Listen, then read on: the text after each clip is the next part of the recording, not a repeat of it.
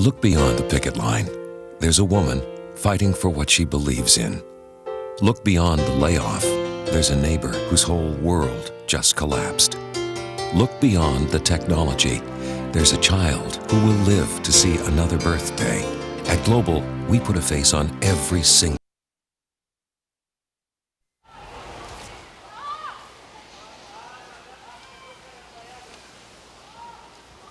This is one of Caroline Emblem's favorite pastimes, and for a while, also therapy for a broken heart. It was an escape of being in a milieu of people that didn't know my story. It was a wonderful way to get lost, perhaps. And to forget for a few hours the tragedy that has struck her family. In 1982, Caroline's son Gordon committed suicide. 2 years later, another son, John, took his own life. Tell me a little, if you will, of Gordon and John. Gordon and John were two wonderful sons. We had no idea, perhaps, of the struggle that they had. They were involved in sports, went to one of the greatest schools in Montreal, Loyola High School. They fitted into that scene very well, but what happened in their case, it's a mystery. There'll always be the emptiness. A void many surviving families fill with guilt, often misplaced, that they may have missed a crucial sign of things to come. There's a taboo about suicide. There's a hush of silence when one speaks of suicide. So not only have we lost a child, two children, we have to deal with what the death actually is surrounded by, something that has other connotations. The sad reality is that more and more people are committing suicide, especially in Quebec. This province has the highest suicide rate in Canada. In 1995, over 1,400 Quebecers took their own lives, a shocking increase for a province which until the 1960s had the lowest rate in the country. So why the alarming rise in numbers? Or was there a rise? 40 years ago, there was such a stigma attached to suicide in Catholic society that many cases might easily have gone unreported. Some experts believe that suicide numbers aren't up very much at all. Others maintain, even argue, that the numbers are up, way up, and they further contend it has something to do with a social earthquake in the province called the Quiet Revolution. You have to look at the fact that families were very big.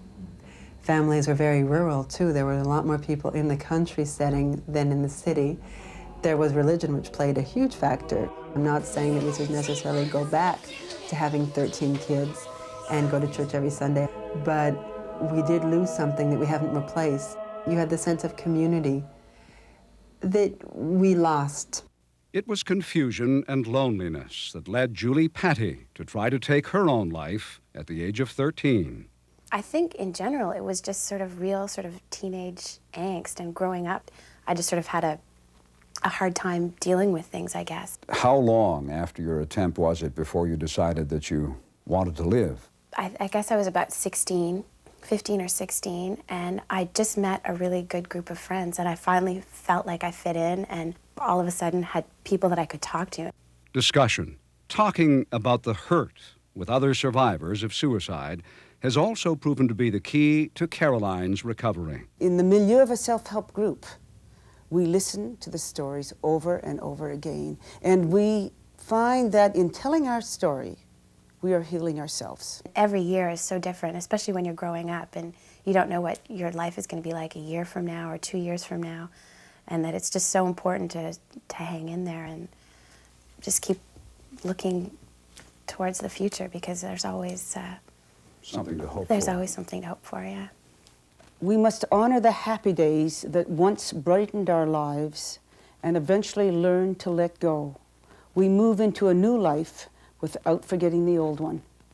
Words which may help comfort the thousands of families like Caroline's trying to come to grips with a sudden and often unexplained death. Even as Christians around the world united today to celebrate Easter, their churches are being torn apart by an explosive issue: homosexuality. The latest uproar happened a few weeks ago when the Pope condemned a move to sanction same-sex marriage and adoption. But while furious debate rages in mainstream churches, a new institution has risen for gays and lesbians. In this CTV special report, Joy Malbon looks at a church where sexuality coexists with spirituality. Sunday morning in downtown Toronto, two churches share the same block, the same faith, yet they share an uneasy relationship. In a Catholic church, it was put across that, God doesn't like homosexuals. If that's what Christianity is, then forget it.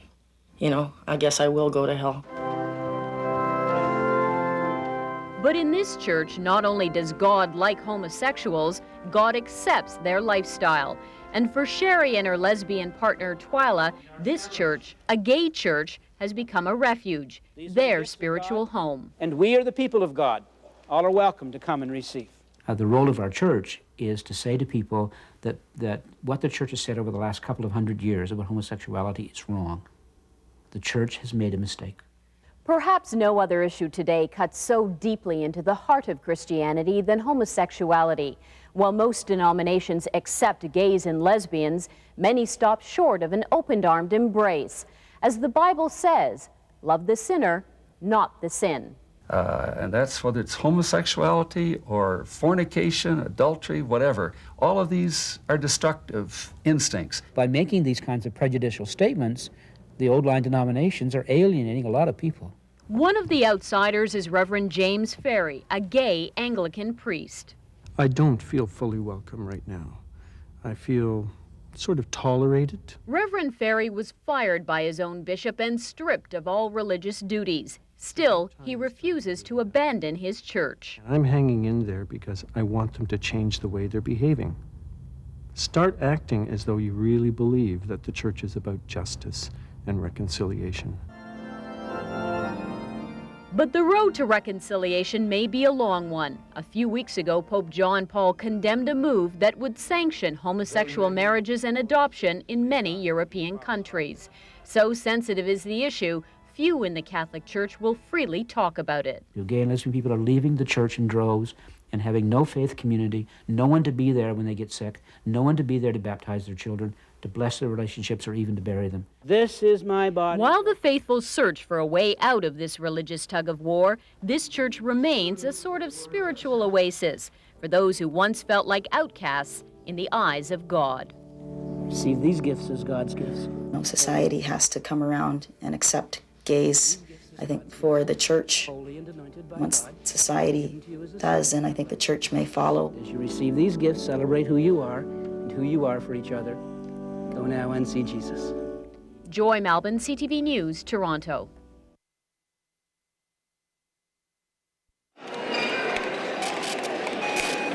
It looks like any other day. Bibiane Mitchell smiling, pouring coffee, checking in with customers. When I came walk, I'm so happy all the time. It's not a job for me. It's nice to come to see my friends. Soon those friends will say goodbye. It's her last shift at their favorite restaurant. I'm very sad because... But we're going to see each other again. Yes, I think we're going to see each other another place. It's only over. If I find another place.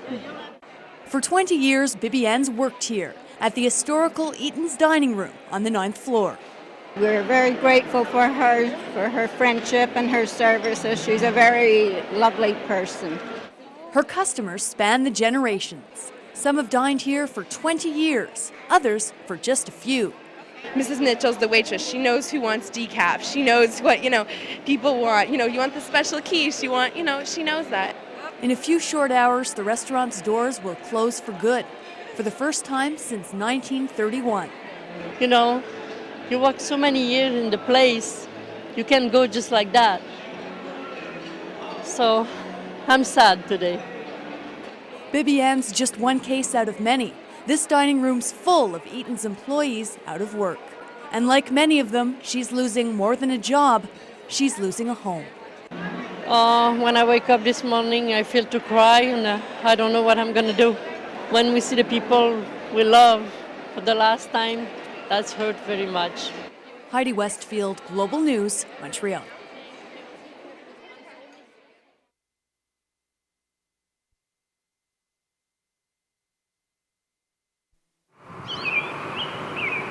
East of Montreal, in a postcard of rolling hills and waterfront, a high school teacher is making the world a smaller place.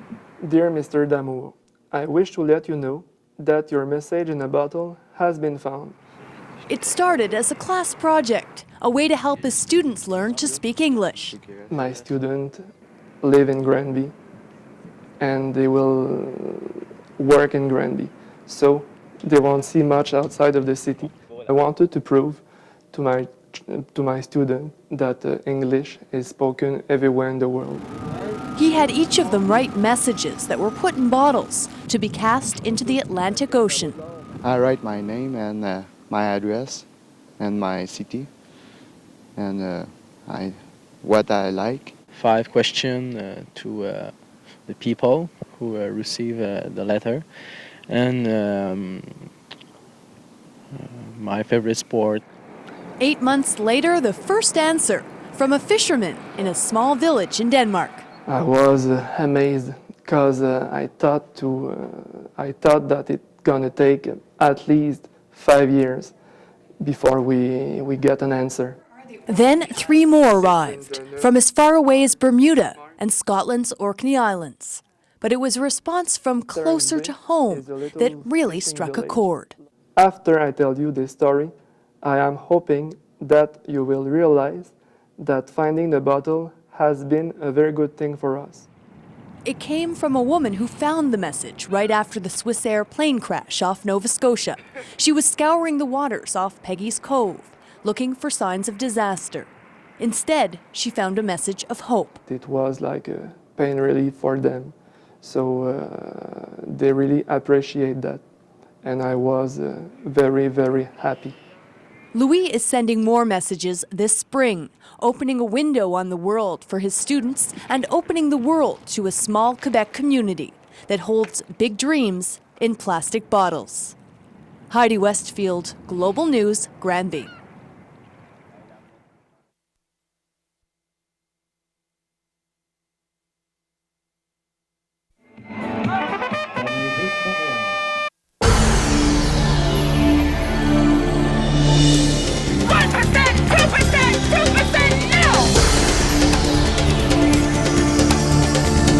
Breaks my heart that someone would do this to a school. I saw him as a man.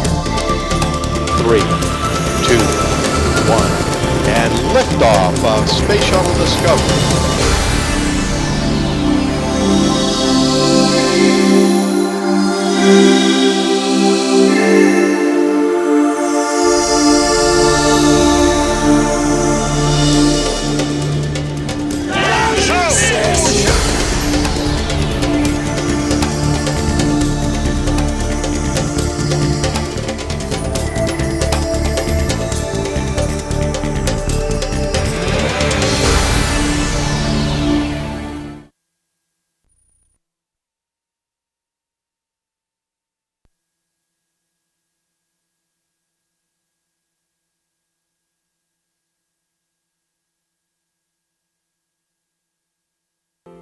Look beyond the picket line. There's a woman fighting for what she believes in. Look beyond the layoff. There's a neighbor whose whole world just collapsed. Look beyond the technology. There's a child who will live to see another birthday. At Global, we put a face on every single story because we believe it isn't just a news story, it's your story. Global News, the new generation of news.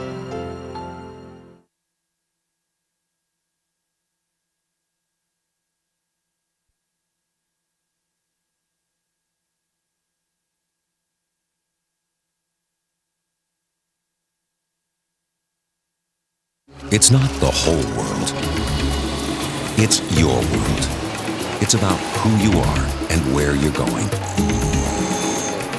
It's about bridging gaps, reaching out, asking questions, getting answers.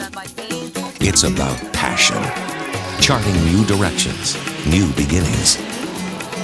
It's about people in your neighborhood, in your community. Global News, the new generation of news.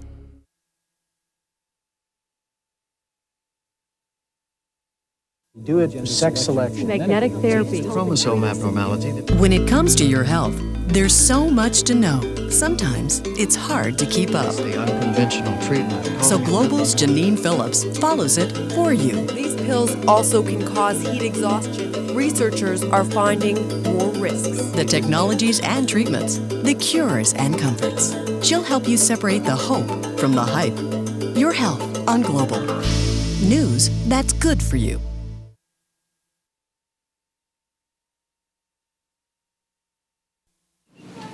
I am nice and I am clean.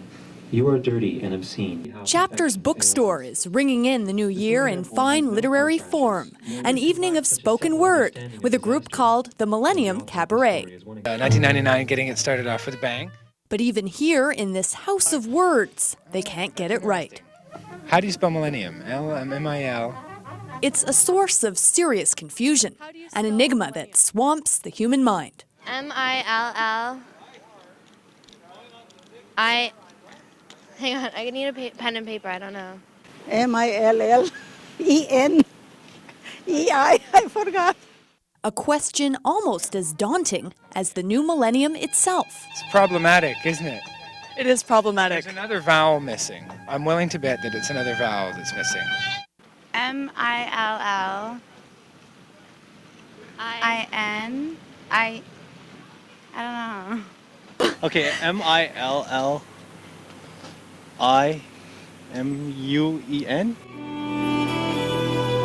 It's not as if we've never seen the word before. There's a mountain of millennium out there, from scary TV shows to giant clocks, from millennium playmates to playful candy-coated chocolates. Hey, Yellow, we're giving away $2 million in honor of the new millennium. Yeah. But all that doesn't seem to help much when it comes to getting it right. I don't know, U-M? I don't know. How is millennium spelled?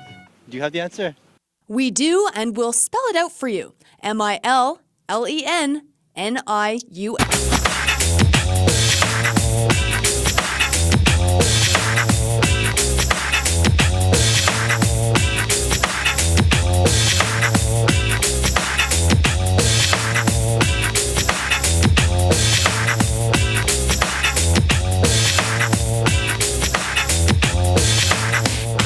I'm Heidi Westfield. When you watch the news, you'll see a lot of stories about politicians and other public figures. But those aren't the only stories worth telling. There are people out there who are making their mark in more unusual ways, and that's what this show's all about. Here, I'm going to put some... This half hour, you'll meet a chef who eats insects, two cousins who sing for popcorn, and an inventor who's aiming to end the war of the washroom. We'll also look at monsters as home decoration, catch up with tourists on Taschereau Boulevard, and watch reporter Jeannie Mose try to kill a Furby. But first, the story of a woman with a very familiar face. I caught up with her at Nichols Restaurant in Montreal. She doesn't stop by the family diner too often, but when she does, look out. Get out the camera, get out the kids. Thank you very much. Bye-bye. Fans can't believe their good luck. The smile, the telltale giggle, all just a few breathless steps away. Mais oui, madame. And here she is again at the HMV record store to mark the launch of a new CD. My friend saw her first and she's like, Celine's right here, and I'm her biggest fan. Like, I've got all her albums. But wait, why is Quebec's reigning music diva cooling her heels at the cash? Take a closer look. This isn't Celine Dion international superstar, it's Linda Paquette with serious hairspray. Very surprised. I thought it was her for sure. She's been turning heads for years. As Celine's star shines brighter, so does Linda's. She plays Celine at fundraisers, marriages, even holds concerts. And of course, there are the autographs to sign. J'ai pas le droit d'écrire seulement que Céline ou Céline Dion, ce serait une fausse publicité. J'écris quand même Céline pour que les gens se rappellent que oui, c'était comme. Puis en dessous, j'écris que c'est fait comme par Linda. Other than the name, it's hard to tell them apart. Céline at the Oscars.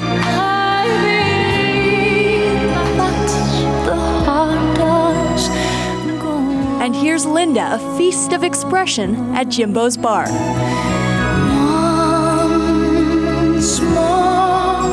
Linda's met her idol, the real Céline, many times. and dreams of spending a whole day with her. Until then, there's always the karaoke machine.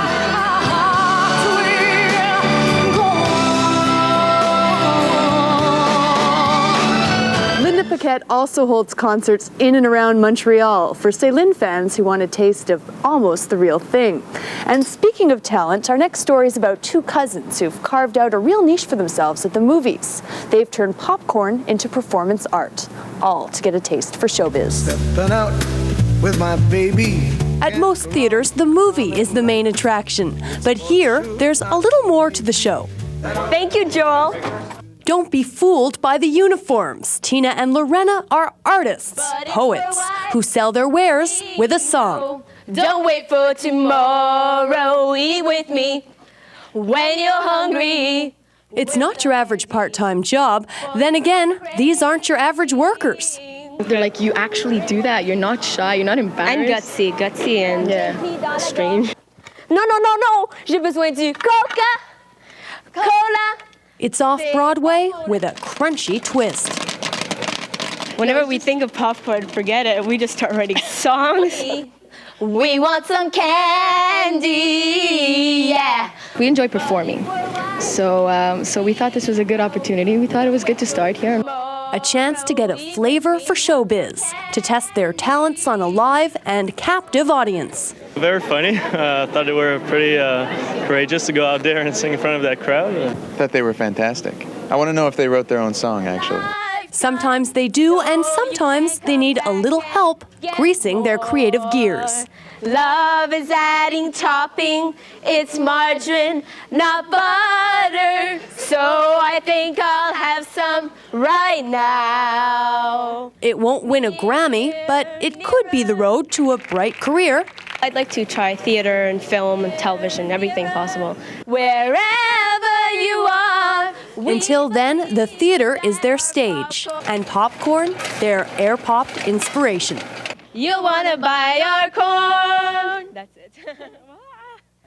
They're not the only ones who get worked up by food. Take Jean-Louis Thémy of Montreal. He has a passion for gourmet meals made with insects. No, it's not enough. It's not enough. Eat my food. Thémy teamed up with Jay Leno this summer. He tried to worm his way into the heart of the U.S. talk show host with some of his famous insect appetizers. Don't give that to me. And back home, he rustled up a Thémy specialty, spaghetti a la mealworm. We took his prized dish out onto the streets. It looks like maggots, actually. Is it actually maggots? Is this okay to have without breakfast? Oh my, okay. It's like seafood, eh? You can eat that. Yeah. You want to try it? I don't think so. Crunchy. It's kind of crunchy. I haven't never seen dead worms being used in gourmet cuisine before. I've got to say that mealworm spaghetti looks pretty awful. Now, the next lady you'll meet doesn't have a thing for insects. She prefers geese, but she doesn't like to cook them up. She likes to dress them up. Why fly south for the winter when you've got a winter coat? Birds of a feather? This bird dresses for the weather. It's just exciting for everyone. Everyone talks about it. Just give a good spirit for the neighborhood, really. It's not every day you spot a goose with goggles or skates or a broom.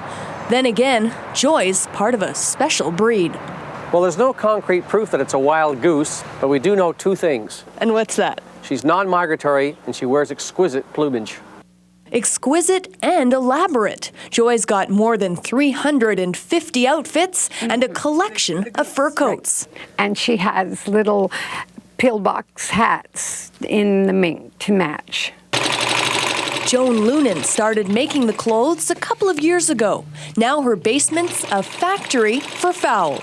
Their dresses fit for a Southern belle and a movie set, even one to mark the death of Princess Diana. I didn't want her all in black, so I thought the black and white might be more suitable. And it looks like Diana's style. It's certainly a closet fit for royalty. I have a raincoat, and I think she has 3. So no, she outnumbers me, no question. And there's no end in sight. Joan could always turn her hobby into a business, but she figures it wouldn't be as much fun. And besides, all that fabric could get in the way. Coming up, a toilet for all sexes and getting in shape to a different beat.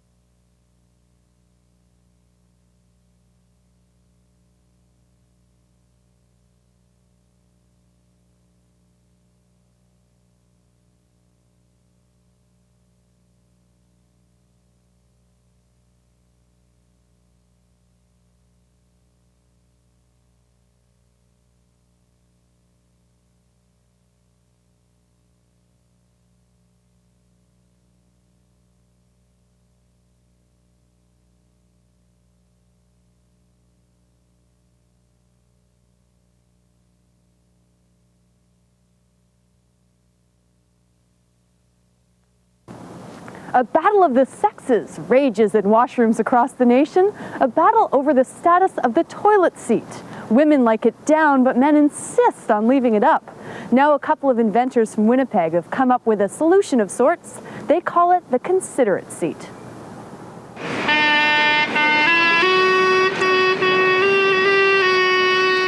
Downtown Montreal, there are Christmas carols, street vendors, and a man with a toilet.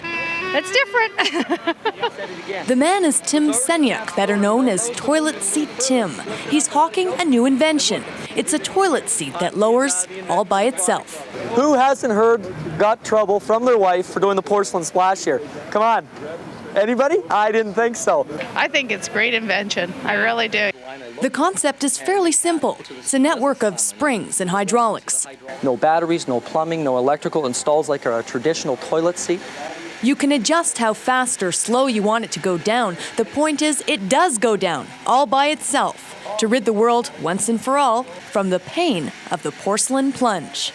Plop yourself down, waiting to feel the comfort of the toilet seat, whereas you go right into the hard, cold porcelain. Cynthia Certesini is all too familiar with the problem. She's the mother of 3 sons. Do you ever leave the seat up? Sometimes. All the time. All the time? Yeah. It's shocking, especially in the middle of the night when you're half asleep. Her family's tried the toilet and finds it makes a difference. I think it's a great thing for the female race. Tim's sure the seat will be a hot seller. We believe that there's going to be very large volumes moved. No pun intended. No pun intended. In a world flush with inventions, it's a small step for toilets, but a giant relief for womankind. No pun intended. Now to something else that's going on around town, something that helps shave off those holiday pounds in an alternative way. It's aerobics with a twist. Daniel Hubbard calls it rage-robics. She's a professional dancer who likes alternative music, so she started a class for people who feel the same way. It's more hardcore. The music that we listen to is more metal at times, or grind, or techno, industrial. It's proven to be a hit, attracting a wide range of women and men. No, I'm not ashamed to say it. I come to rage aerobics, you know. It's great. It's great. Now from a new way to exercise to a new way to decorate your home. They date back to the days of Pompeii, to ancient Rome and Egypt. And now these little monsters have found a new calling as paperweights, candlesticks, even flower pots. Watch out, IKEA. Here comes Gothic chic. On St. Catherine Street, you'll find Big Macs, hockey shirts, and gargoyles. You know, those maniacal monsters that look like they'd steal your lunch money if they weren't stuck to a church. I think they're great. They're wonderful, the gargoyle type things. But gargoyles aren't just for churches anymore. These days, you'll find them inside, giving homes a certain Gothic appeal. They decorate mirrors, hold candles, even tell the time. They're different, they're interesting, and they're just sort of like having little creatures all over the place. A lot of them are really beautiful, and they're like little sculptures. Specialty stores like Excalibur sell these beasts by the bundle. Some the stuff of nightmares, others oozing up Beanie Baby sappiness. I find the most ugly ones are the cutest, so that's a personal choice, I find. Some think they ward off evil spirits. Others see them as tortured souls forced to forever atone for their sins.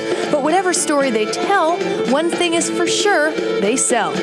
I find that people, our customers who come here, are very intrigued with all the castles and the stones in Europe, and the gargoyles are a very big part of that, of the medieval times. Tom Tilden makes gargoyles with partner Jean Lemieux. They started with angels, but it turns out there's more money in these little devils. Demand keeps going up by 30% a year. Now they even export their creations right across the country. I think it's more basically for decoration.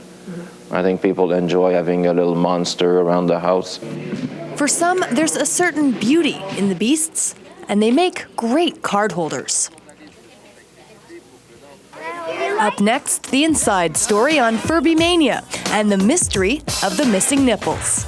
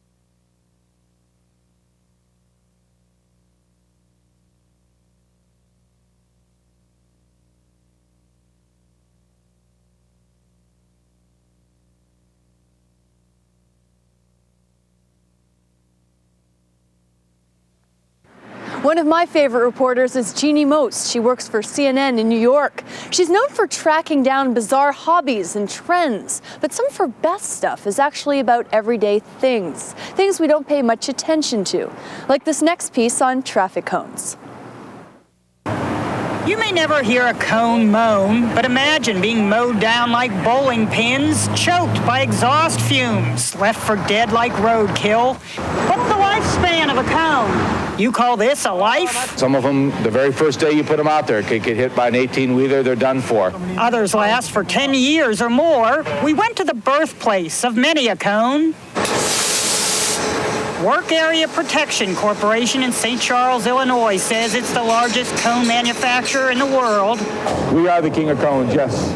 Just call Tom Bednar King Cone. And on a good year, we'll make anywhere from 1.3 to 1.4 million traffic cones. New York's Lincoln Tunnel, they can't imagine a life BC before cones.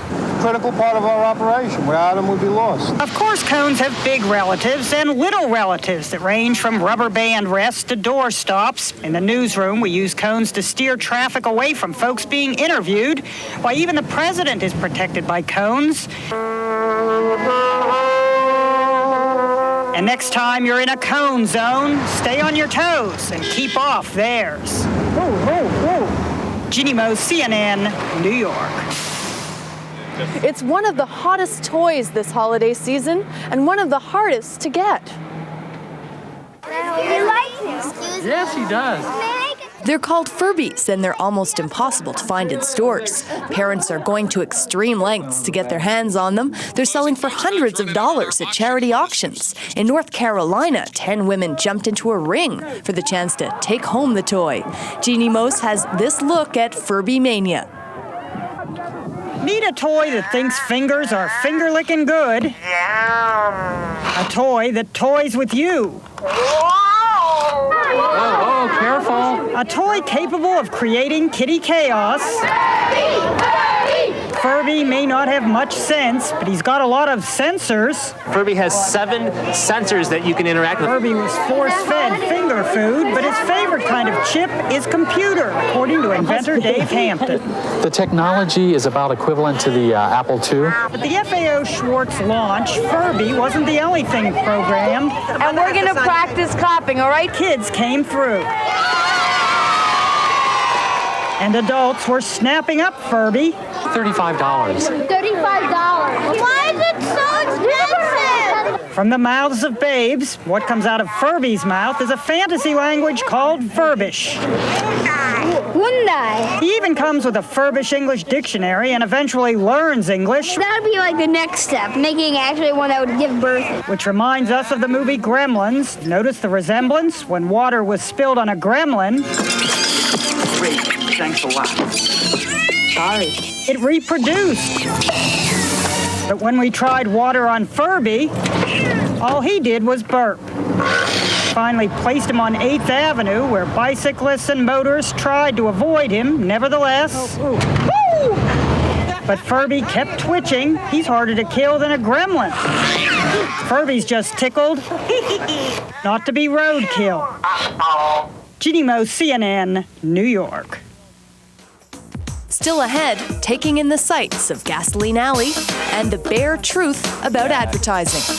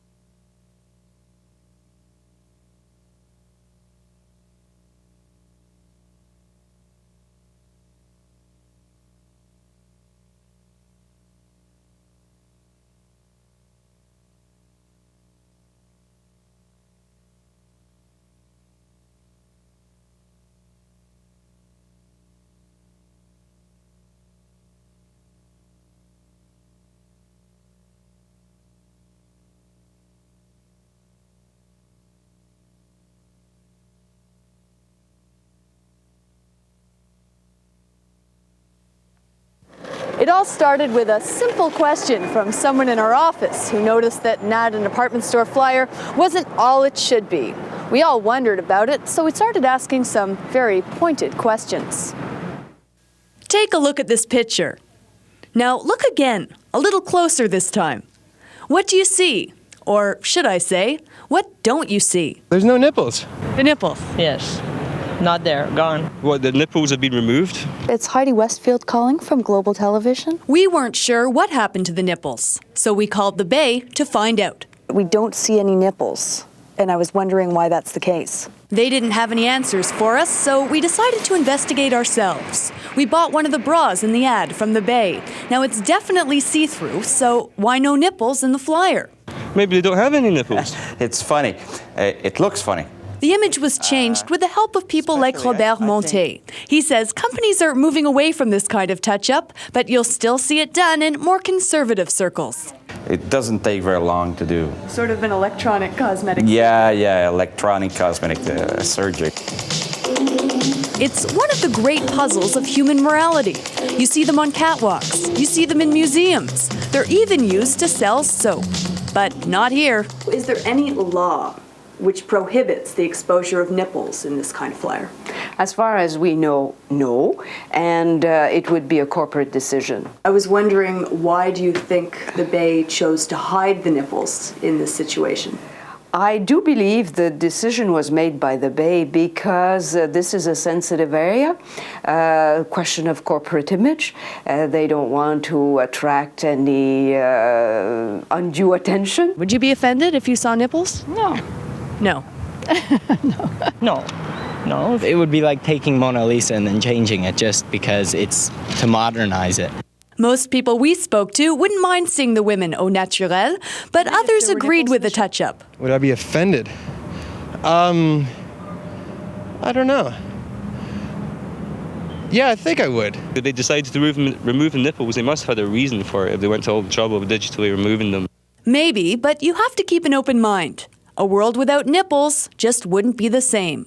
Just ask Renoir. Tourists usually come to Quebec to see Old Montreal or go to museums, but there's another destination we don't hear much about, one most of us just drive by. It's beautiful Taschereau Boulevard. It's called the Eyesore on the South Shore, Gasoline Alley, a place to fill up maybe, or grab a quick bite, but spend a holiday? No, because it's a place for traffic to pass through, not to stay there. It's a city street. Why would anybody want to spend a vacation on a city street? As it turns out, many people would. People like Mary and Ernie Granger from Boston. They discovered Motel Canada nearly 30 years ago, and they've been smitten ever since. Do you find it relaxing? Yes, very much so. Does the traffic bother you at all? You tend to tune it out. Tune it out. This isn't a bad song on the radio. At night, the traffic dies down. There's no traffic at all at night. There's no traffic whatsoever. You can cross the street walking. But why cross the street when there's so much to do right here? Just amazing. The facilities are just ultra luxurious, and whirlpools and wonderful accommodation. People are very friendly. It's not the most obvious tourist hotspot. In fact, Taschereau's known as one of the ugliest strips of road in all of Canada. But for some at least, the boulevard has a certain industrial charm. We got a lot of Germans and people from France and my friends from Italy. Business at the Best Western is up 7% from last year, filled with visitors who can spot a bargain. The rooms are about 40% at some places less than what you would pay downtown. It all adds up to a great vacation for Jean-Lucien Bergeron. They're here from the Ottawa area, celebrating 10 years of holidays on the boulevard. It's the atmosphere, the people, the stores. I enjoy it all. So you've had many a romantic night here? With their video that they have, yes, I did. Sun, laughs, and romance, with a little help from the movie channel. They call it adults. An adult video. Adult videos. Okay, we're really not going to go there now. Just hope those diesel fumes don't spoil the mood. It goes to show paradise comes in all kinds of packages. That's our show for tonight. I hope you've enjoyed our look at Montreal's other side. I'm Heidi Westfield. Have a happy and safe holiday season. Hi, my name is Tanya. And I'm Christina. And I'm from Anjou. I'm from Saint Michel. And you're watching Mondo Montreal. Her name is Susan. This is Jennifer, and they're from Montreal. And what are they watching? Mondo Montreal. Woo! Yeah! Woo! Bien, bonjour, je m'appelle Renan Leisset, je suis en vacances à Montréal et vous regardez Mondo Montréal. I'm Linda, and I'm from the far east of Montreal, but I speak English anyway, and you're watching Mondo Montreal. Hi, my name is Christian from downtown Montreal. I'm watching Mondo Montreal. We're freezing out here. Hi, my name is Sully Chan, and it's very cold, and I'm from Côte des Neiges, and you're watching Mondo Montreal. Hi, I'm Nancy. I'm from Beaconsfield. I'm Mike. And I'm Mel. And we're watching Mondo Montreal. And Heidi rocks.